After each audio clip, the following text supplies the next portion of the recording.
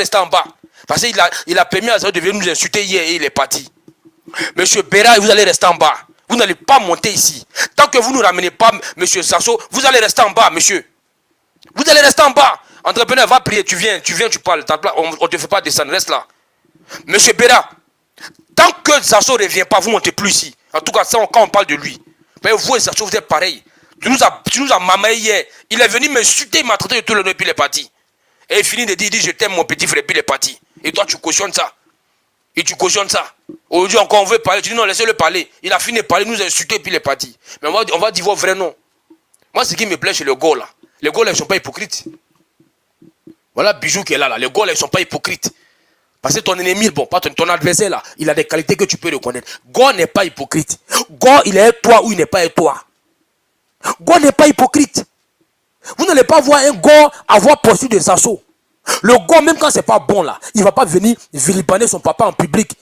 Le gars, il va faire ça en privé. Et puis en public là, il va défendre. Même si il sait que c'est difficile, mais il va défendre. Mais combien de fois Zazo n'a pas jeté la honte sur le président ici?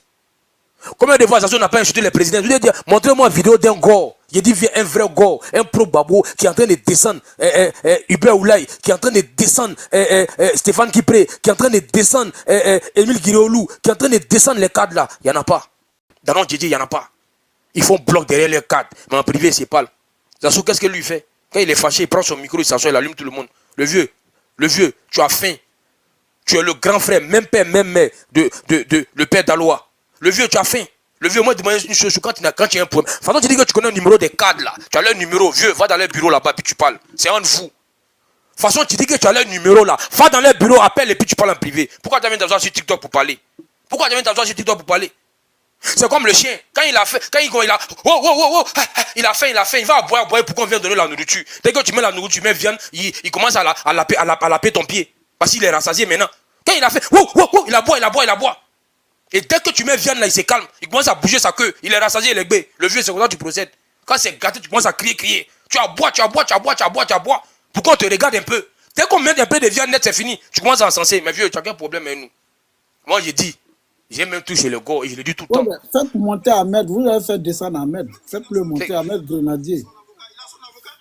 Il va monter, vieux. Il va monter. Voilà, voilà. Soma, laisse entrepreneur, il n'a pas encore parlé. Ahmed, tu vas monter. Zazo, tu as quel problème?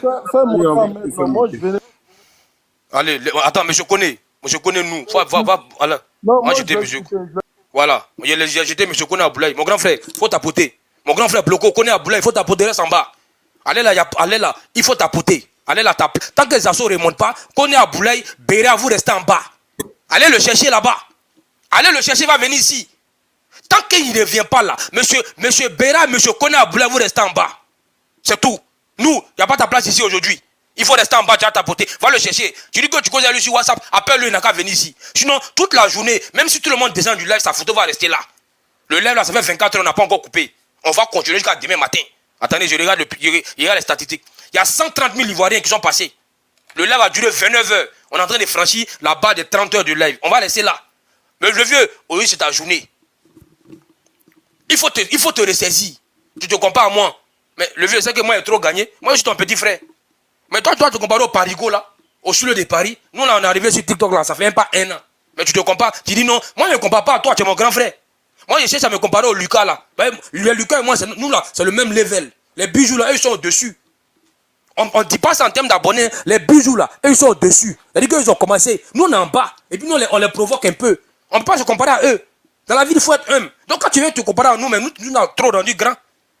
Quand tu viens te comparer à moi, tu nous as rendu grand. Est-ce que moi, je suis à me comparer à toi? Moi, ici, dans le championnat, les Soma, les Lucas là, c'est nous, on lutte. Ça, c'est notre catégorie. Et puis, vous, les grands frères, vous êtes en haut. Il faut respecter le droit d'aînesse. C'est comme tu arrives dans une équipe et puis tu te compares à Cristiano Ronaldo. Non. Nous là, ce sont les nouvelles recrues. Nous là, on n'est pas dans votre level. On ne se compare pas à vous. Faut te calmer, vieux. Faut te calmer. Tu es traite. C'est toi qui as envoyé Bailly sur Babo. Moi, mais je veux que tu crées ton parti. Comme tu sais faire les rois, vieux, crée ton parti. Je t'aime le vieux. Je te dis ça. Quand il finit de t'allumer, je t'aime dessus. C'est comme le chien était mort et puis après, voilà. Il est venu. Faut te calmer. Toi, tu as quel problème? Tu apprends un cadre, tu t'assois. Les cadres, les gens xénophobes. C'est parce que je suis pété vieux. Tu es un gros xénophobe. Tu es un gros tribaliste. C'est pour ça que tu entends Clarisse là. Pour toi, c'est une affaire de bêter. Tu n'aimes pas les nordistes. 1, 2, 3. Voilà, nous, il est en bas. Nous, il faut tapoter. Il faut tapoter. Il faut tapoter. Zasso est un problème les nordistes. Zasso est un problème les nordistes. Tu insultes Parigo, tu insultes Soro, tu épargnes Amadou Kone. Parce que Amadou Kone te donne l'argent. Tout à l'heure, Soro te donne l'argent. Tu as commencé à l'encenser. Soro, c'est l'homme le plus beau du monde. Non, Soro. Vieux, il faut arrêter ça. Si tu insultes Soro, là, c'est Amadou Kone que tu insultes. Parce que Soro était le patron d'Amadou Kone. Non, pourquoi moi, quelqu'un qui était toi hier, même si vous n'êtes plus ensemble, il faut le respecter. Pourquoi tu veux que j'insulte Soro? Pourquoi tu veux que j'insulte Soro ou bien les Soroïstes qui étaient à nous avant? Pourquoi tu veux qu'il fasse ça? Tu as déjà vu Amadou Kone insulter Soro? Vieux, tu es un gros lâche. Je cherche la vidéo, le plat de la République là. Je cherche la vidéo là. On joue ça aujourd'hui. C'est ta journée, le vieux. Bisous là-bas. Je t'embrasse. Bisous. Voilà, tout à l'heure. J'ai fini de parler.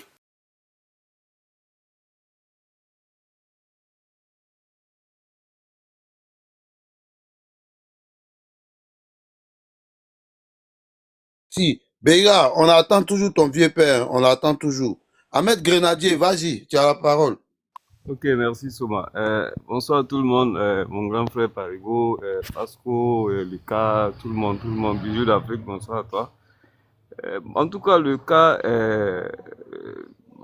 je n'ai pas trop prononcé son nom parce que pour moi, eux, c'est les mercenaires au fait. Moi, j'ai toujours considéré ce monsieur comme un mercenaire. Je ne l'ai jamais considéré donc comme un militant RHGP. Depuis les débuts, hein, les gens ont l'impression que voici c'est quelqu'un qui a véritablement milité au RDR, tout ça, mais c'est pas vrai. C'est pas vrai. À un moment donné, dans les années 2008, je crois, 2008, au niveau de la Sorbonne, bon, il s'était allié aux communicants RDR à un moment donné au niveau de la Sorbonne, mais c'est pas quelqu'un qui a milité dans les structures officielles du parti. Il n'a jamais milité dans les structures officielles du parti. La chance qu'il a eue, c'est qu'en 2010, lors du fameux débat, le RDR donc était à la recherche d'une personne, parce que par stratégie politique, qui voudrait véritablement faire de la géopolitique, avait besoin d'une personne de l'Ouest pour présenter à ce débat-là. Donc bon, le choix est parti sur lui, et puis on l'a présenté à ce débat. C'est ce débat véritablement qu'il a révélé. Sinon, nous-mêmes qui étions dans les structures du parti, dans les structures de jeunesse du parti, on n'a jamais connu Zasso. On n'a jamais connu. C'est nous, on le découvrait lors de ce débat-là. Donc sa présence à ce débat, c'était de façon stratégique que le parti, véritablement, s'il y avait autre personne que lui, je pense que la personne aurait été choisie. Donc c'est à partir de ce débat-là bon, que nous tous on fait la connaissance des Zasso. Et eux, on a vu quelques temps après, on l'a retrouvé encore de l'autre côté. Encore, il revient, mais avec des discours qui ne collent pas avec la philosophie du RHDP. Parce que lorsque le président Alassane Ouattara veut quitter le RDR pour venir au RHDP, c'est pour en faire un parti national. C'est pour créer un parti qui prend en compte toutes les régions de Côte d'Ivoire. Mais quand toi tu viens avec un discours de rejet de tout ce qui est du Nord, tu viens avec, pendant que le président est en train de travailler à bâtir un parti national, toi tu es dans le discours xénophobe. À tout moment, tu es dans les discours xénophobes. Moi, je pense que c'est un discours qui ne colle même pas avec la vision du président Alassane Ouattara. Quand on se dit RHDP, quand on se dit membre d'un parti politique, on doit véritablement s'accorder sur la vision donc, de ce parti politique. Mais non, on constate que dans les faits, il n'a pas la vision véritablement du président Alassane Ouattara. Et puis, il est contre certains cadres. Ça se comprend, hein. Vous savez, en 2023, moi, je l'ai croisé beaucoup de fois dans des ministères ici à Abidjan. Il était ici pendant les élections municipales. Je l'ai même croisé au domicile de Adama Koulibaly à Dimokouro pendant les élections. Donc, c'est quelqu'un qui a couru derrière tous les cadres. Mais vous savez, les cadres se parlent. Hein. Les cadres, ils se parlent. Quand tu arrives chez un cadre, mais il appelle l'autre. Il dit, bon, celui-là, il vient de quitter dans mon bureau. Puis quand tu arrives chez l'autre, mais l'autre, il est au courant que tu es quitté dans le bureau de l'autre. Donc, quand tu défiles comme ça dans les bureaux, et finalement, tu n'as aucune considération. Donc, les gens ne te considèrent même plus. Donc, il n'a pas eu ce qu'il voulait pendant ce moment-là. Et puis, son véritable problème avec le ministre Mamadou Touré, c'est que voici quelqu'un qui dit tu as un projet. Tu veux exécuter un projet, tu viens donc solliciter le ministre Mamadou Touré par rapport à un projet. Le ministre se dit, bon, en tout cas, il y a des opportunités au niveau de l'agence emploi jeune. Dépose ton projet et puis tu rentres dans le circuit normal, comme tous les Ivoiriens. Et c'est ce que le ministre Mamadou Touré a toujours fait. Il demande à toute personne, même que tu sois RADP ou pas, de rentrer dans le circuit normal. Si ton projet, tu arrives véritablement à bien soutenir ton projet, qu'il a été accepté, mais tu seras financé. Donc, il dit non, que lui ne peut pas rentrer dans une procédure normale. Que le ministre prenne l'argent, que lui finance directement son projet. Le ministre dit non, ça ne fonctionne pas comme ça. Ça ne fonctionne pas comme ça. Bon, dans tout son problème, donc, quand il est parti de là, à chaque fois, il se met à insulter le ministre Mamadou Touré. Mais bon, non, nous qui sommes proches du ministre, on sait la raison. Voilà, sinon la raison c'est ça. Donc c'est quelqu'un qui est véritablement, pour moi c'est un mercenaire. C'est un mercenaire tant qu'il va défendre par moment le président Alassane Ouattara. Bon, on va l'accepter avec. Mais tant qu'il va dérailler aussi, on va le ramener à l'autre. Donc on reste vigilant par rapport à sa position. Tant qu'il va faire des communications qui ne dérangent pas le RHDP, bon, on soutiendra. Mais tant qu'il fera des communications qui vont déranger véritablement la vision du RHDP ou bien s'attaquer à un cadre. Parce que pour chez nous, le militant, il ne s'attaque pas au cadre du parti. Quand tu t'attaques à un cadre du parti, quand tu t'attaques à un ministre du parti, du ministre du gouvernement, et puis tu dis tu protèges le président Alassane Ouattara, alors que ce ministre a été nommé par le président de la République. Ce ministre-là a la confiance du président de la République. Donc quand toi tu vilipendes ce ministre, donc tu es en train comme ça pour dire que le président a fait un mauvais choix. Donc par ricochet, c'est le président que tu critiques. Donc tu peux pas. Donc nous, en tant que militants RHDP, quand on voit quelqu'un qui est dans cette posture-là, bon, en tout cas, moi, je ne l'ai jamais considéré comme étant un militant RHDP, parce qu'un militant n'a pas ce genre de comportement. Il peut être cyberactiviste. Le cyberactiviste, il dépend que de lui-même. Il ne dépend pas d'une structure, il dépend que de lui-même. Donc, il peut faire ce qu'il veut. Mais pour nous, on ne le considère pas comme militant RHDP. Voilà, c'est ce que je peux dire concernant le monsieur. Merci.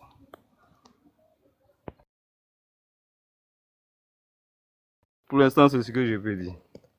Merci beaucoup, merci. Entrepreneur, tu es revenu? Je suis là, mais il pleut fort, donc il faut donner à quelqu'un d'abord.